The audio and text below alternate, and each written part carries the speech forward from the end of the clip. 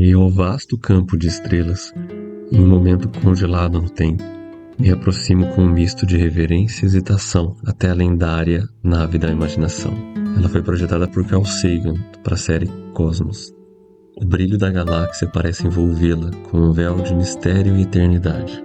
Sinto o frio do metal sobre minhas mãos, relembrando com clareza o que aquela experiência havia significado para mim anos atrás.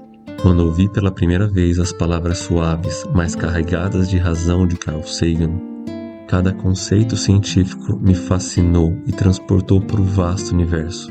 Então Deus parecia cada vez mais distante. As explicações sobre as estrelas, a evolução e a grandiosidade impessoal do cosmos me faziam sentir pequeno, como se a ideia de um Deus cuidador fosse incompatível com a imensidão quase indiferente do universo. De alguma forma inexplicável, isso era instigante. Eu sentia que o universo era tão racional, tão mecânico, que Deus havia se tornado um conceito quase que desnecessário. Um mero vestígio da humanidade antiga que temia o desconhecido. As dúvidas começaram a se solidificar até que, com o tempo, minha crendice em Deus desvaneceu como poeira cósmica se dissolvendo no vácuo.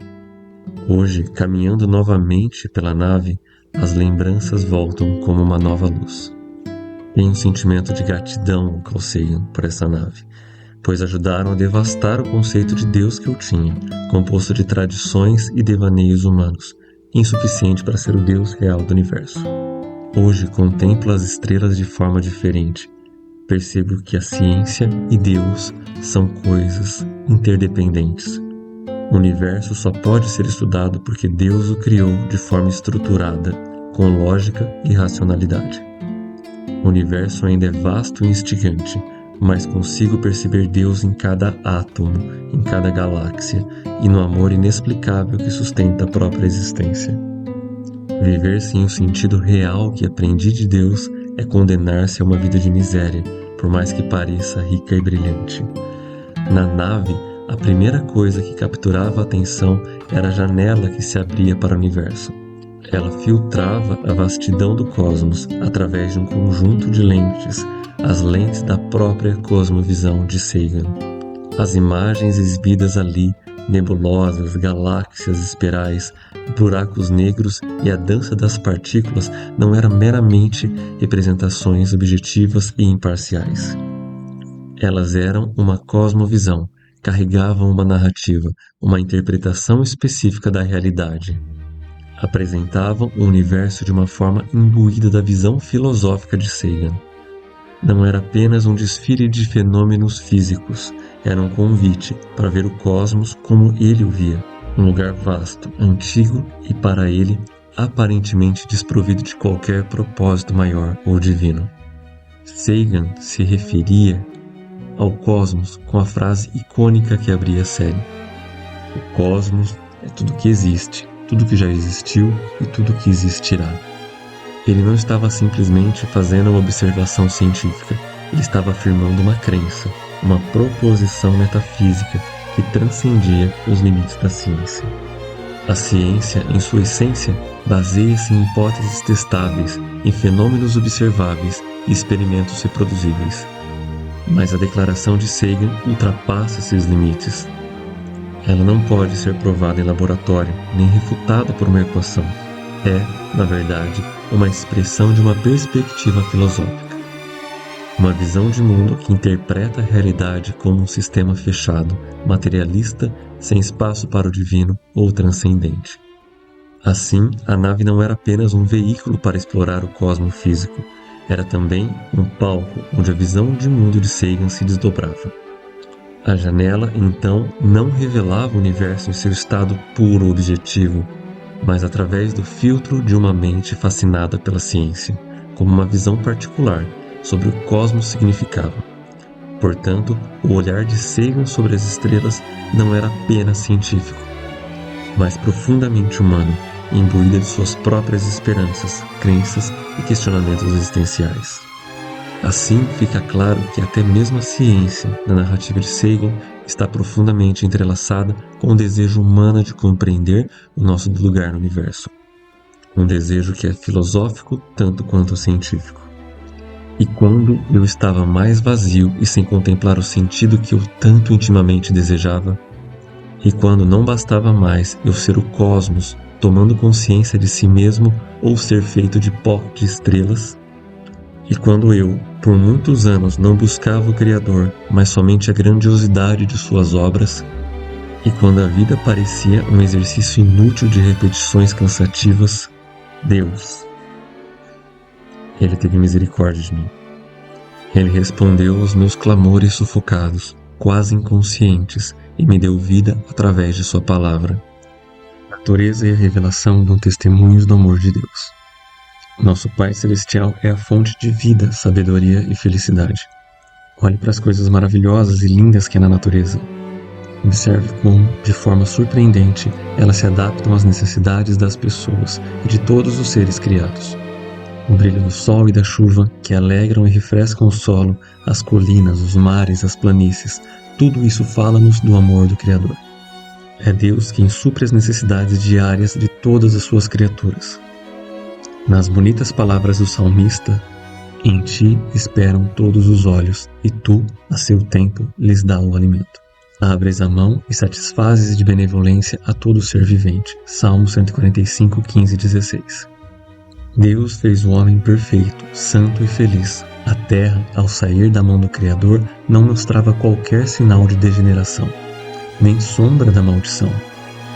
Foi a transgressão da lei de Deus, a lei do amor, que trouxe dor e morte. Entretanto, mesmo em meio ao sofrimento resultante do pecado, o amor de Deus é revelado. Está escrito que Deus amaldiçoou a terra por causa do homem. Gênesis 3,17.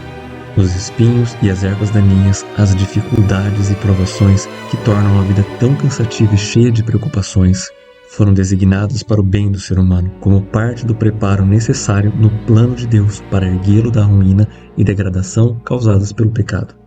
O mundo, embora caído, não se resume à tristeza e à miséria. Na própria natureza existem mensagens de esperança e conforto. Flores crescem no mato e espinhos são cobertos pelas rosas. Deus é amor. Está escrito em cada botão de flor que se abre e em cada folha que cresce no campo. Os belos pássaros que alegram o ar com seus alegres cantos, as flores perfeitas e delicadamente coloridas, que perfumam o ar, as árvores frondosas da floresta com sua exuberante e viçosa folhagem, tudo dá testemunho do cuidado paternal do nosso Deus e do desejo que Ele tem de tornar os seus filhos felizes. A palavra de Deus revela o seu caráter. Ele mesmo declarou o seu finito amor e misericórdia. Quando Moisés rogou que Deus lhe mostrasse sua glória, o Senhor respondeu: farei passar toda a minha bondade diante de ti. Êxodo 33, 18 e 19. Essa é a sua glória. Quando o Senhor passou diante de Moisés, ele clamou: Senhor, Senhor Deus compassivo, clemente e longânimo, e grande em misericórdia e fidelidade, que guarda a misericórdia em 1000 gerações, que perdoa a iniquidade, a transgressão e o pecado. Êxodo 34, 6 a 7. Ele é tardio em irar-se e grande em benignidade. Jonas 4, 2. Porque tem prazer na misericórdia. Miqueias 7, 18. Deus uniu nosso coração a Ele por meio de incontáveis provas no céu e na terra. Através das coisas da natureza e dos mais profundos e ternos laços que o coração humano pode conhecer, Deus procura revelar-se para nós. Embora de maneira imperfeita, isso representa o seu amor. Apesar de todas essas evidências, o inimigo do bem cegou o entendimento das pessoas, de modo que elas passaram a olhar para Deus com medo e a considerá-lo inflexível e incapaz de perdoar. Satanás levou o ser humano a pensar que Deus é um ser cujo principal atributo é a justiça severa, como se ele fosse um juiz austero, um credor duro e implacável. Ele retratou o Criador como um ser que fica vigiando desconfiado, buscando erros e falhas nas pessoas para que possa condená-las. Foi para remover essa sombra escura e revelar ao mundo o infinito amor de Deus que Jesus veio viver com a humanidade. O Filho de Deus veio do céu para revelar o Pai. Ninguém jamais viu a Deus. o Deus unigênito que está no seio do Pai é quem o revelou. João 1,18. Foi para remover essa impressão errada e revelar ao mundo o infinito amor de Deus que Jesus veio viver com a humanidade. O Filho de Deus veio do céu para revelar o Pai. Ninguém jamais viu a Deus, o Deus unigênito, que está no seio do Pai, é quem o revelou. João 1,18. Ninguém conhece o Filho, senão o Pai, e ninguém conhece o Pai, senão o Filho, e aquele a quem o Filho quiser revelar. Mateus 11,27. Quando um dos discípulos pediu, Senhor, mostra-nos o Pai, Jesus respondeu, há tanto tempo estou convosco e não me tem conhecido? Quem me vê a mim, vê o Pai.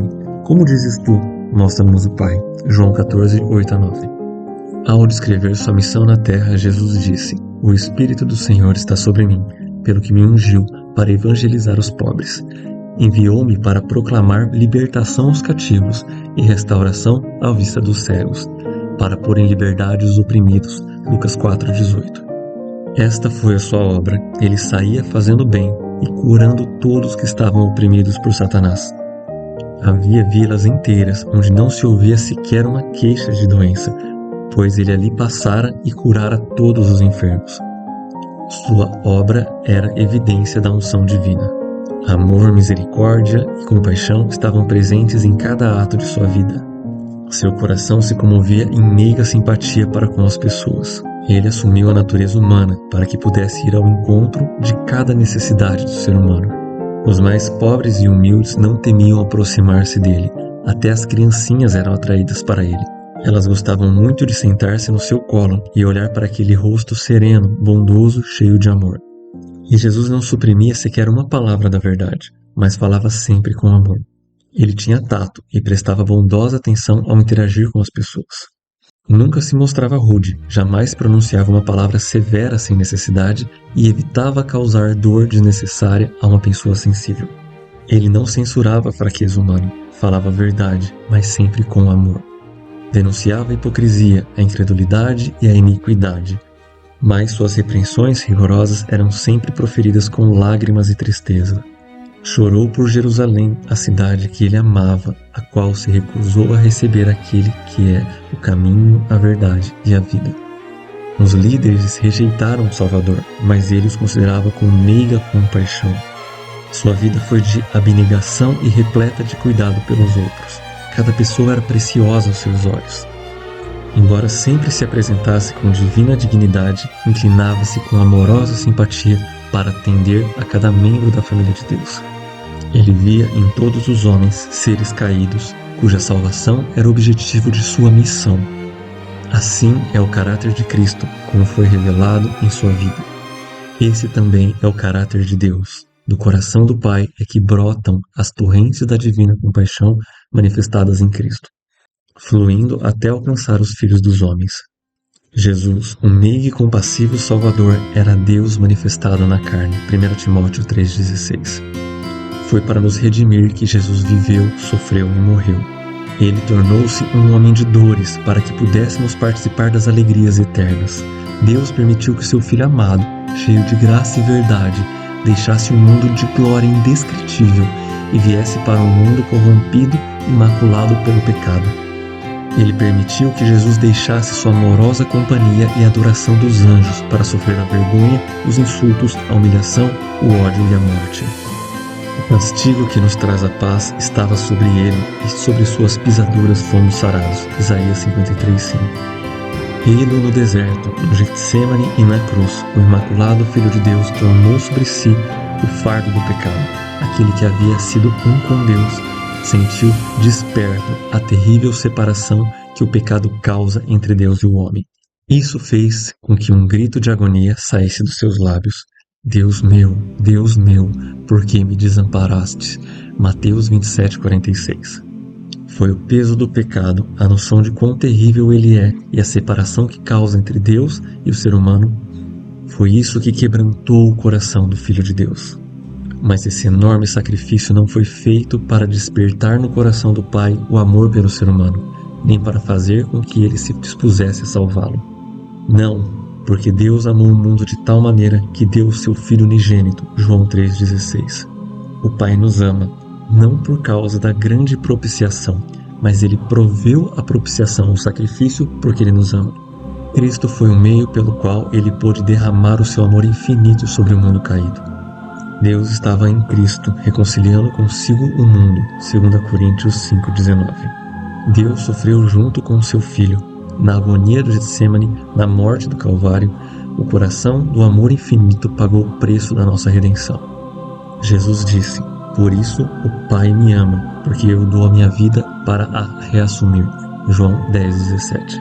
Isto é, o meu Pai tanto amou você, que mais ainda me ama, por eu ter dado a minha vida para a sua redenção.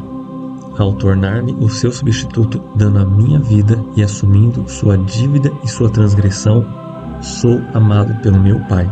Por causa do meu sacrifício, Deus pode ser justo e mesmo assim justificador daquele que crê em Jesus. Ninguém mais, a não ser o Filho de Deus, poderia realizar a nossa redenção, pois somente aquele que estava junto do Pai é que o poderia revelar. Somente aquele que conhecia a altura e a profundidade do amor de Deus poderia manifestar esse amor. Nada menos do que o infinito sacrifício feito por Cristo em favor da humanidade caída poderia expressar o amor do Pai pelos perdidos. Porque Deus amou o mundo de tal maneira que deu seu Filho unigênito, João 3,16. Ele entregou não apenas para que vivesse entre a humanidade, levasse os seus pecados e morresse em seu lugar. Ele o entregou à raça caída. Cristo deveria identificar-se com os interesses e as necessidades da humanidade. Aquele que era um com Deus se uniu com as pessoas através de laços que jamais serão quebrados. Jesus não se envergonha de nos chamar de irmãos, Hebreus 2,11. Ele é o nosso sacrifício, nosso advogado, nosso irmão, tomando a forma humana diante do trono do Pai, e por toda a eternidade estará ligado à raça que redimiu. Ele se tornou o Filho do Homem. Tudo isso para que o ser humano pudesse ser erguido da ruína e degradação do pecado para refletir o amor de Deus e compartilhar a alegria da santidade. O preço pago por nossa redenção, o sacrifício infinito do nosso Pai Celestial ao dar o seu Filho para morrer por nós, deveriam dar-nos uma elevada concepção sobre o que deveríamos tornar-nos através de Cristo.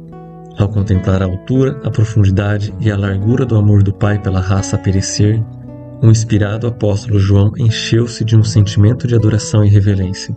Incapaz de encontrar uma linguagem apropriada para expressar a grandeza e a ternura desse amor, ele conclamou o mundo a também contemplá-la.